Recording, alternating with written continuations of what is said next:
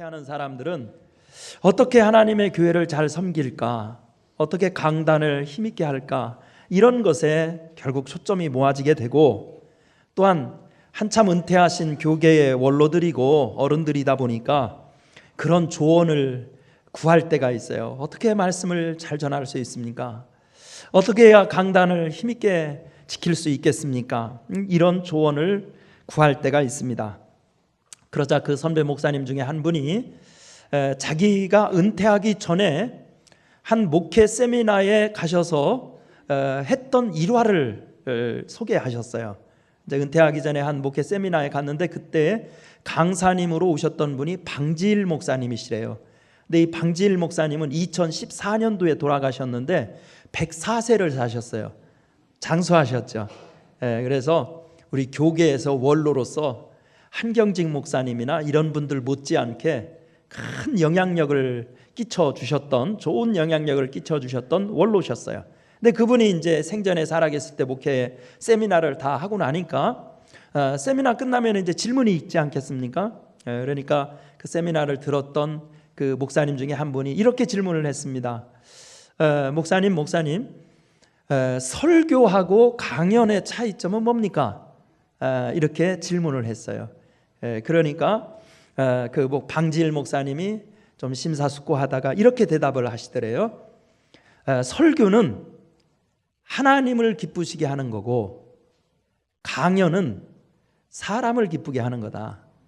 그런데 당신이 보시기에 오늘날 한국교회 강단은 사람을 기쁘시게 하는데 혈안이 되어 있는 것 같다. 이렇게 따끔하게 일침을 놓더라는 것입니다. 그 얘기를 들려주시는데 이 후배 목사한테 강단에 서서 무엇을 견지해야 될 것인지를 주는 지침인 것을 저도 뼈저리게 깨달았습니다. 정말 우리 그리스도인, 설교하는 목사뿐만 아니라 모든 그리스도인들이 온전한 삶을 살려면, 그리스도인으로서 복되고 성공적인 삶을 살려면 그 근본이 바로 돼야 되는데, 그 근본 중에 하나는 하나님을 기쁘시게 하는 삶을 살아야 한다는 겁니다. 아멘입니까? 우리의 삶이든 목사의 설교든 사람한테 아부하려고 하는 게 아니라 하나님을 기쁘시게 하는 것이어야 결국은 나도 살고 우리 모두가 살 수 있다는 거죠. 바로 이런 시각을 가진 분이 사도 바울입니다. 오늘 우리가 읽은 성경 본문에서 사도 바울은 강력하게 질문하고 있습니다. 사람에게 기쁨을 구하랴? 하나님에게 기쁨을 구하랴? 그 질문을 통해서 사도 바울은 우리가 선택해야 될 것은 다른 게 없어요. 하나님을 기쁘시게 하는 삶을 살아야 한다는 겁니다. 거기에 믿는 자의 능력이 있다는 거예요. 그렇다면 하나님을 기쁘시게 하는 삶은 과연 무엇입니까? 오늘 본문에서 사도 바울은 몇 가지로 얘기하고 있어요. 첫째, 하나님을 기쁘시게 한다는 것은 오직 예수 중심의 삶을 사는 거예요. 무슨 중심의 삶? 오직 예수 중심. 다시 한번 시작. 오직 예수. 자, 4절 5절 두 절의 말씀을 함께 읽어보겠습니다. 시작.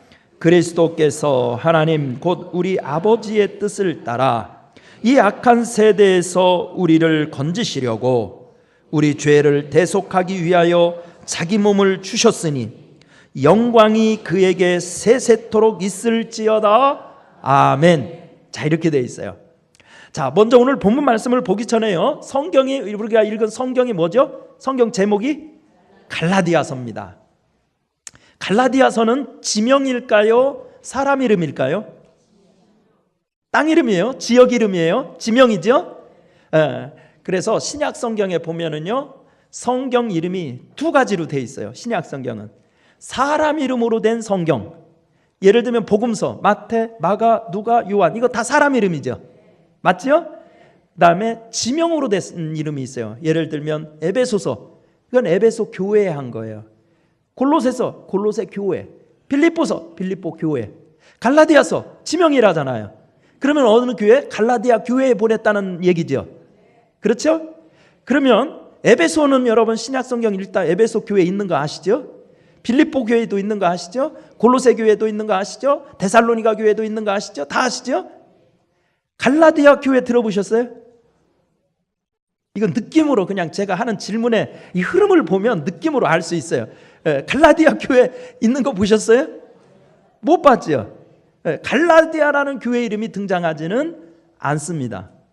그러면 갈라디아의 교회에 보낸 편지라면 갈라디아 교회는 뭘 얘기하는 건가?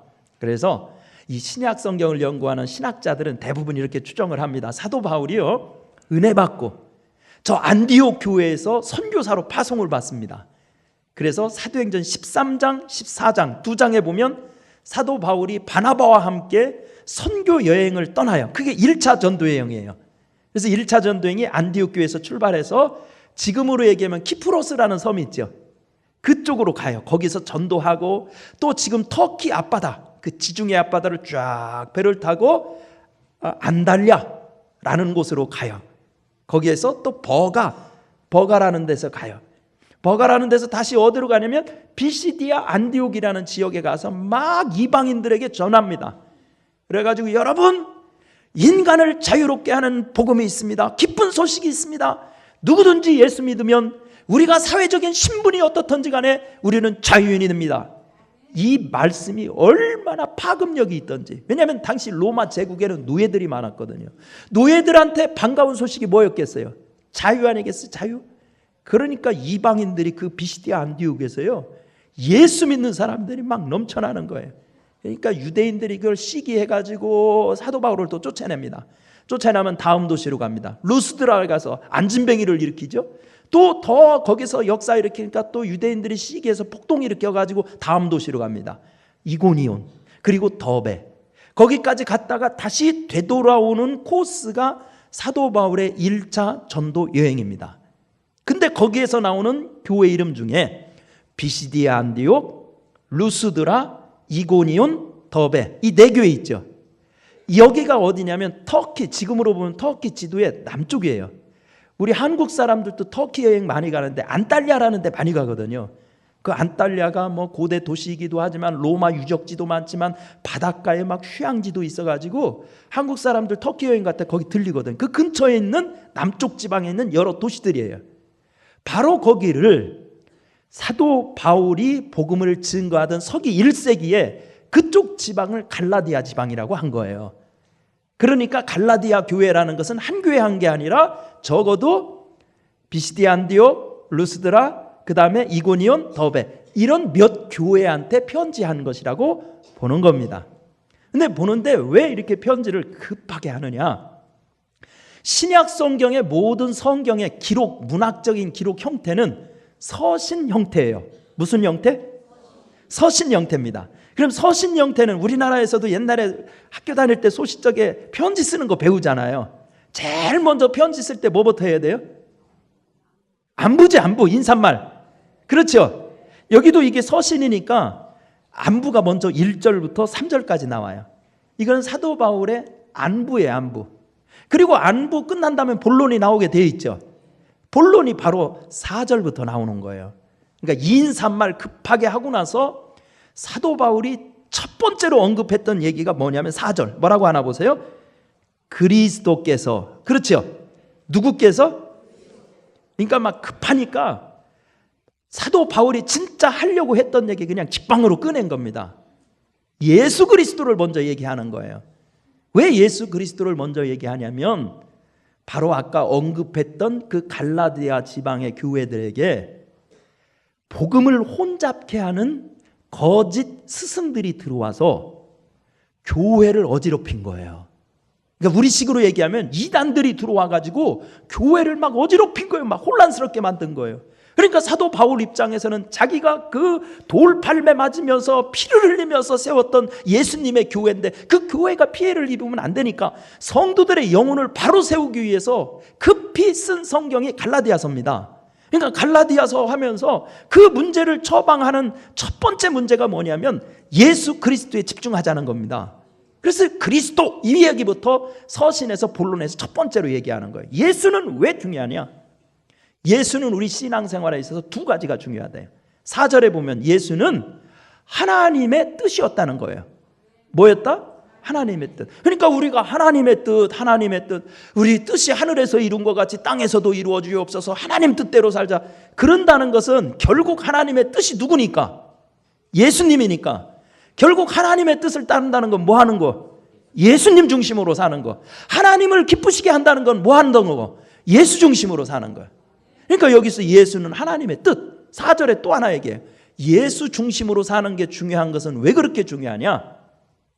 예수님은 우리를 죄악 가운데서 구원하기 위해서 자기 몸을 들이신 대속자라는 거예요. 유일하신 대속자. 그러니까 우리 모든 사람은 구원받기 위해서는 예수님만 바라봐야 돼. 예수 중심의 삶을 살아야 된다는 거예요. 그래서 5절에서도 뭐라고 그러냐면 영광이 세세토록 그에게 있을지어다 아멘 이렇게 한 거예요. 그러니까 우리 모든 그리스도인들은 이런 이유 때문에, 하나님의 뜻이기 때문에, 예수는 우리의 유일한 대속자이기 때문에 하나님을 기쁘시게 한다는 것은 다른 말로 예수 중심, 오직 예수의 삶을 사는 것이 바로 하나님을 기쁘시게 하는 삶이라는 겁니다. 아멘입니까? 여러분, 우리도 2019년을 승리하려면 하나님을 기쁘시게 하는 삶에 초점을 맞추셔야 됩니다. 하나님을 기쁘시게 한다는 것은 곧 예수님의 구원의 은혜를 깊이 감사하면서, 아멘입니까? 예수님이 완벽하게 이루어 놓으신 그 구원의 은혜에 감사하면서 사는 것이 바로 곧 하나님을 기쁘시게 하는 삶이라는 겁니다. 하나님은 우리를 위해서 완벽한 구원을 이루어 주셨어요. 왜 예수 중심의 삶이 중요하냐? 예수님이 십자가 위에서 달려 돌아가실 때 7마디 말씀을 하잖아요. 그걸 가상칠언이라고 그러죠. 그 가상칠언 중에 하나가 예수님이 숨을 거두시기 전에 이렇게 말씀하세요. 다 이루었다 이러죠. 그 다 이루었다는 헬라 말이 어떤 뜻을 가지고 있냐면, 거장들 있죠. 우리 역사에서도 보면 세계적인 거장이 있어요. 뭐 미켈란젤로, 레오나르도 다빈치 이런 사람이 있죠. 그런 거장들이 그림을 그리기 위해서 막 작업을 열심히 하다가 마지막 완성하는 마지막 붓터치 딱 이렇게 찍는 거, 방점을 딱 찍는 거, 그거를 갖다가 다 이루었다라고 한다는 거예요. 그러니까 예수님이 십자가에서 달려 돌아간 행위는 완벽한 하나님의 방점이라는 거예요. 예를 들어 보겠어요. 제가 이탈리아를 여행하다가 그 레오나르도 다빈치가 그렸다는 최후의 만찬이라는 그림이 있죠. 그 박물관에 가가지고 그림을 감상하다가 제가 고개를 가로저으면서 뭔가 부족해, 뭔가 부족하단 말이요. 그러면서 붓을 들어가지고 유화를 막 바르더니 그 그림에다 이 부분이 부족하니까 여기를 이런 색을 더 칠해야 된다 그러면서 칠했다고 생각해 보세요. 여러분, 이거 경악할 일이죠. 제가 이런 걸 뭐라고 그래요? 이런 걸 떡칠한다고 그러는 거지요. 맞아요, 틀려요? 지금 사도 바울이 보는 관점이 그런 거예요. 예수 그리스도 외에 누가 덧붙이냐는 거예요. 여기다가 교인들의 믿음을 좀먹는 건 이런 거라는 거예요. 신천지도 안 되는 거예요. 그래서 이만희가 어떻게 교주가 되냐는 거예요. 안 된다는 거예요.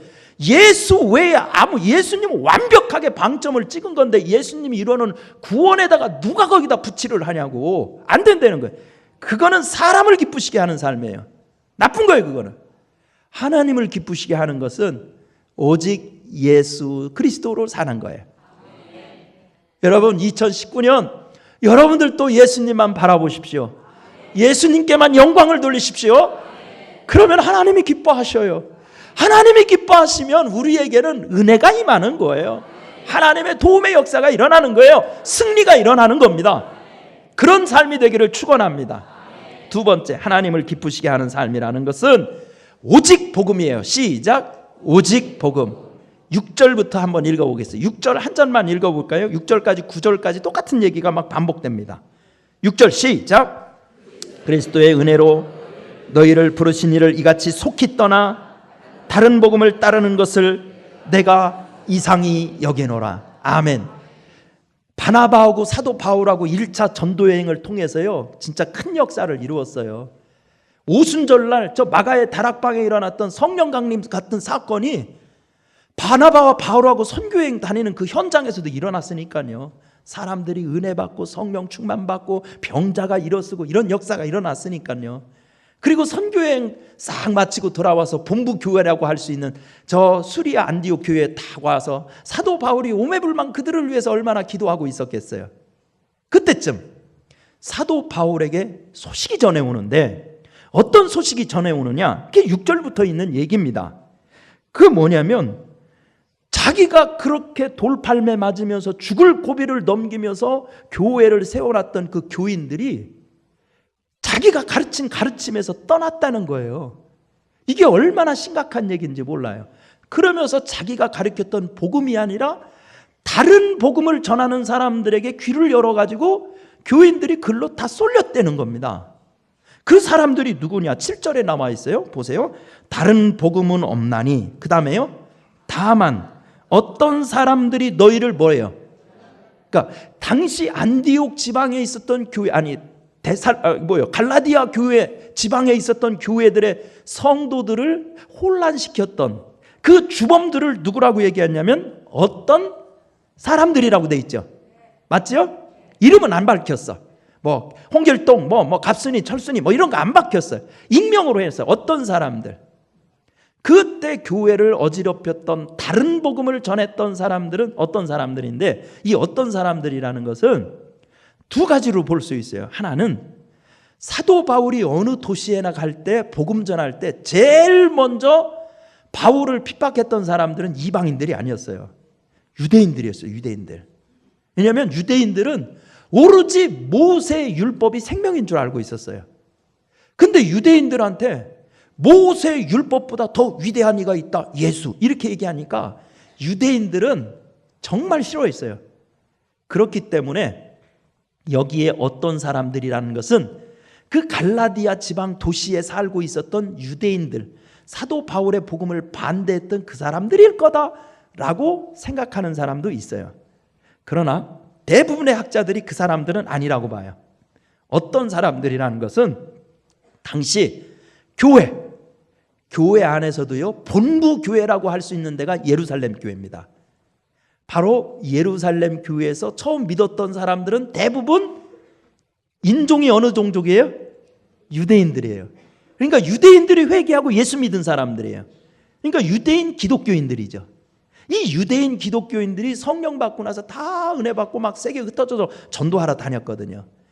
여기 어떤 사람들은 바로 예루살렘에서 거기까지 와서 우리는 예루살렘에서 파송받은 교사들입니다, 우리는 전도자입니다 라고 자처하고 있었던 사람들일 거라고 보는 거예요. 그러니까 여기 어떤 사람들은 외부의 적이 아니라 내부의 적이라고 얘기할 수 있는 거예요. 그러니까 이 사람들이 이런 교회들을 비시디아 안디옥 교회, 뭐 루스드라 교회 이런 데 와가지고 말씀을 전하는데 사도 바울하고 좀 다르게 얘기하는 거예요. 예수 믿어야지. 그건 똑같아, 바울하고. 그런데 이 사람들은 한 가지 요구를 더 하는 거예요. 무슨 요구를 하느냐? 예수를 믿어야 되는데 우리 유대인들은 하나님의 백성된 표로 반드시 치러야 될 의식이 있다. 이 의식을 안 치르면 우리는 하나님의 백성으로 안 취급한다. 그러니까 우리도 유대인들이 했던 것처럼, 구약의 백성들이 했던 것처럼 반드시 그 의식을 치러야 된다. 그게 뭘까요? 할례. 2장에 나와요. 2장에 보면 사도 바울이 그 할례 문제를 직접적으로 언급해요.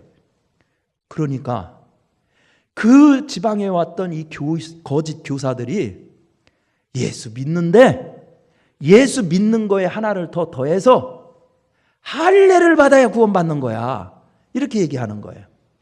근데 할례를 받으면 여기서 끝나는 게 아닙니다. 구약을 한번 보세요. 이스라엘 백성들이 하나님의 백성된 표로 할례를 받으면 할례 받고 다 끝나는 게 아니라 구약 성경의 율법을 요약해 놓은 게 613가지의 규칙이 있어요. 조항이 있다고. 그러면 613가지의 율법의 조항을 지키려는 또 짐을 매야 돼. 그러면 이게 사도 바울이 전한 복음하고 정면으로 배치되는 거예요. 예수 안에 자유가 있다고 그랬는데 예수 믿고 나서 오히려 할례 받아야 되는 짐 613가지나 되는 율법 조항을 딸딸딸딸 외우면서 그 율법의 조항을 지켜야 되는 짐, 예수님이 풀어놓은 짐이 다시 어깨에 매지는 거예요. 그러다 보니까 예수 외에 다른 것을 가르치는 다른 복음이 되어 있는 거예요. 사도 바울이 그걸 보고 깜짝 놀란 거예요. 그래서 8절 9절에서 얘기하는 거예요.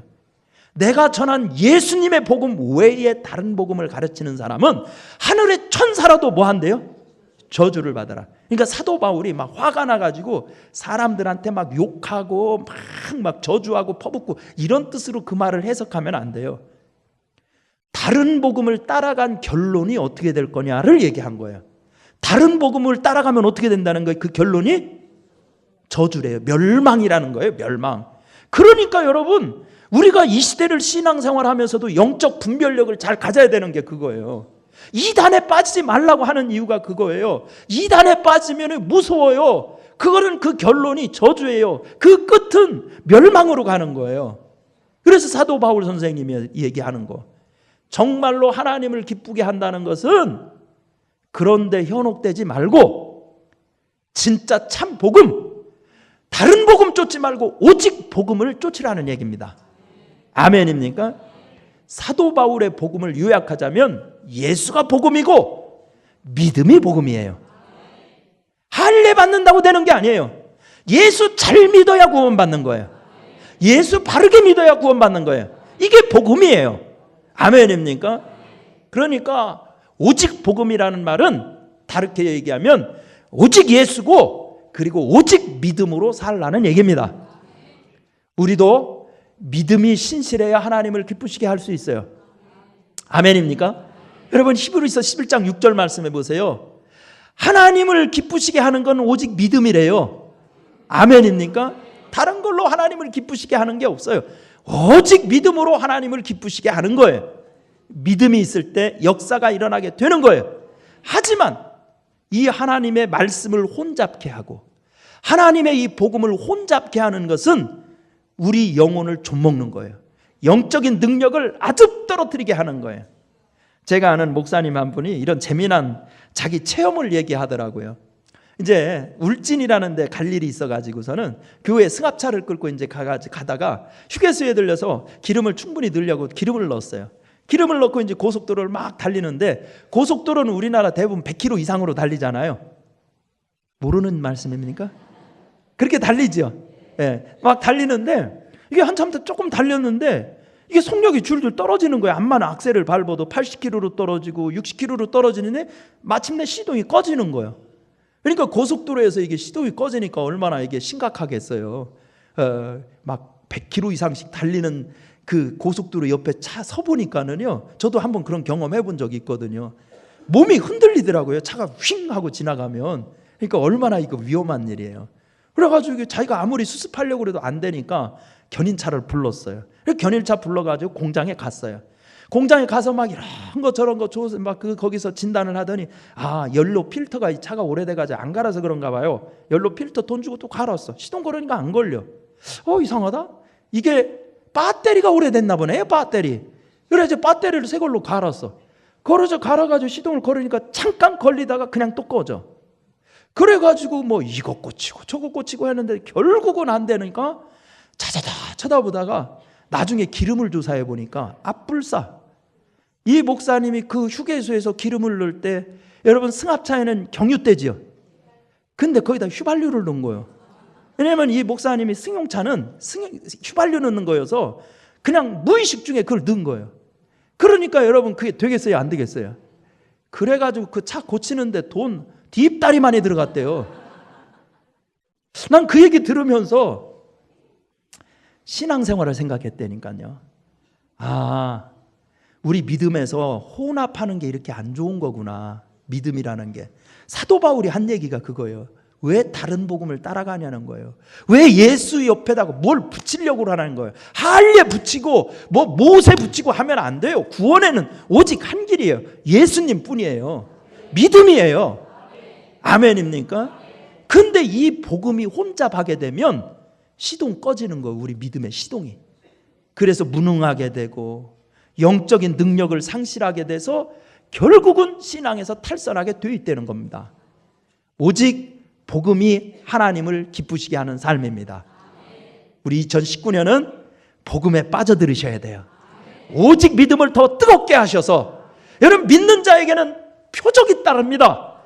올 한 해 승리하는 역사, 믿음으로 이기는 역사가 일어나기를 축원합니다. 세 번째, 하나님을 기쁘시게 하는 삶이라는 건 뭐냐? 그것은 그리스도의 종으로 사는 것. 시작. 그리스도의 종으로 사는 것. 10절 함께 읽어봅니다. 10절 시작. 이제 내가 사람들에게 좋게 하랴, 하나님께 좋게 하랴, 사람들에게 기쁨을 구하랴. 내가 지금까지 사람들의 기쁨을 구하였다면 그리스도의 종이 아니니라. 아멘. 사도 바울이 단도직입적으로 묻는 게 그거죠.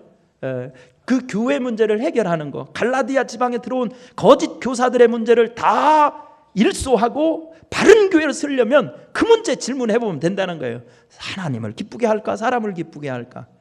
여러분 한번 생각해 보세요. 사도 바울이 아무리 개척해 놨다고 하지만 사도 바울은 그 교회를 지금 떠났어요. 그렇죠?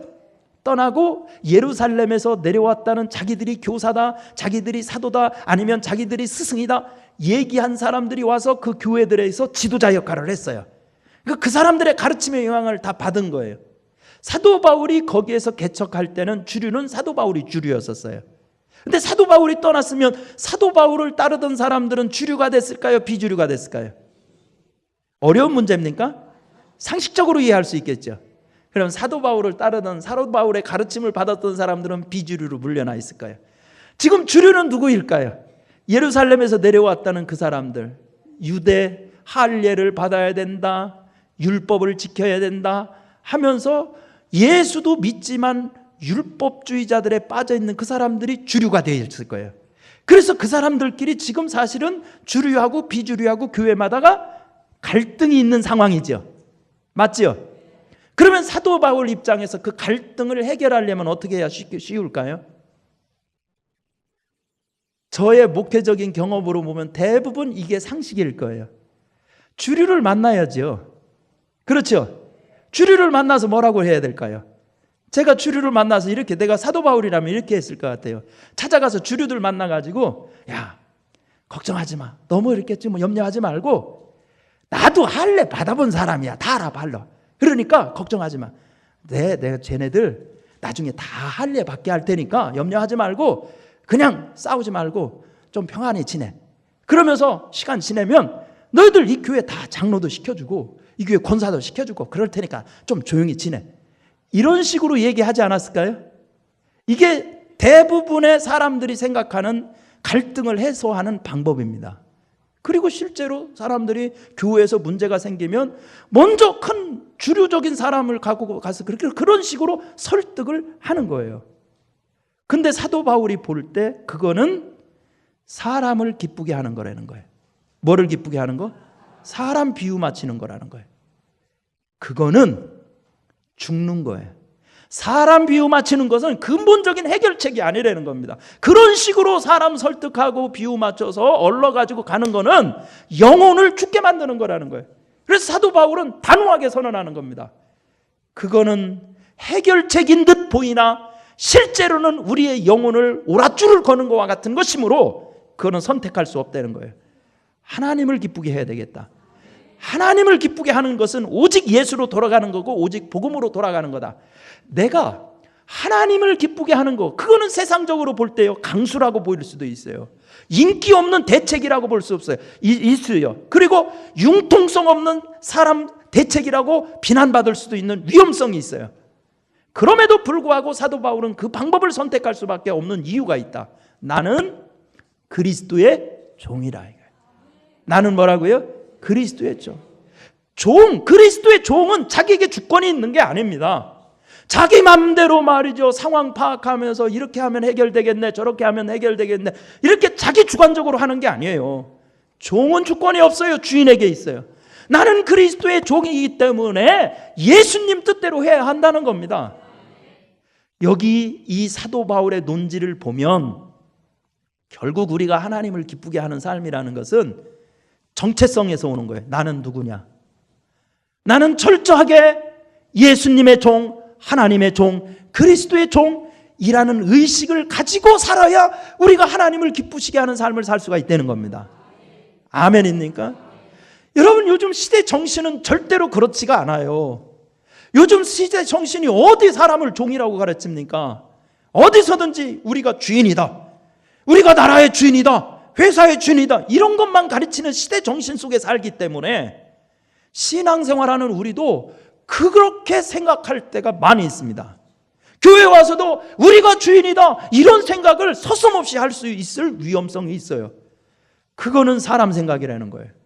위험한 생각이라는 거예요. 나는 그리스도의 종이기 때문에 절대로 그렇게 할 수 없다는 거예요. 하나님이 주인이라는 거예요. 아멘입니까?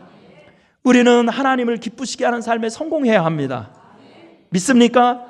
그래야 우리는 승리할 수 있어요. 그래야 하나님이 우리를 복 주셔요. 그래야 하나님이 우리 앞날을 밝히 열어주셔요. 하나님을 기쁘시게 하는 것은 우리가 그리스도의 종이 되는 거예요. 우리가 주인 되려고 했던 자리에서 겸손히 내려오셔야 돼요. 내 생각을 앞세우고 내 주관을 앞세우고 이런 모든 생각을 내려놓고 종의 자리로 내려올 때 하나님은 기뻐하셔요. 기뻐하시고 우리를 아들 삼아주세요.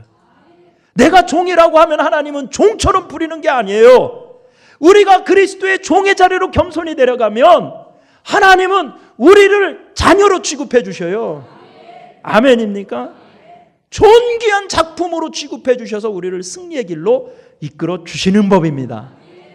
이런 믿음의 승리가 있는 2019년에 되기를 간절히 열망합니다.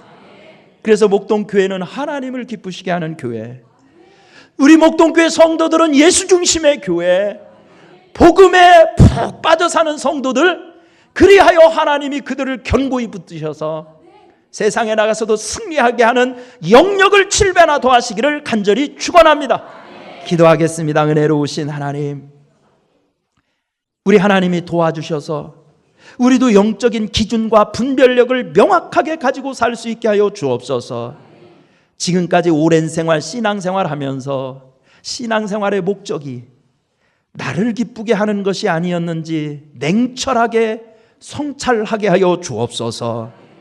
그리고 그런 모습은 회개하게 하시고 가슴을 치고 십자가에 못 박게 하여 주옵시고, 우리 신앙이 하나님을 기쁘시게 하나님을 높이는 삶으로 바뀔 수 있도록 도와주시어서 오직 예수, 오직 복음, 오직 믿음, 그리스도의 종으로 살아갈 수 있도록 하여 주옵소서. 오늘 이 예배 시간에도 삶에 고민이 있는 자 풀어 주옵소서. 병마와 싸우고 있는 자 예수님 보혈피로 씻어 정결케 하여 주옵소서. 모든 병마야 나사렛 예수 이름으로 명하노니 묶임을 받고 떠나갈지어다. 하나님 은혜 충만, 성령 충만으로 승리하도록 도와주옵소서. 예수님의 이름으로 기도드리옵나이다. 아멘.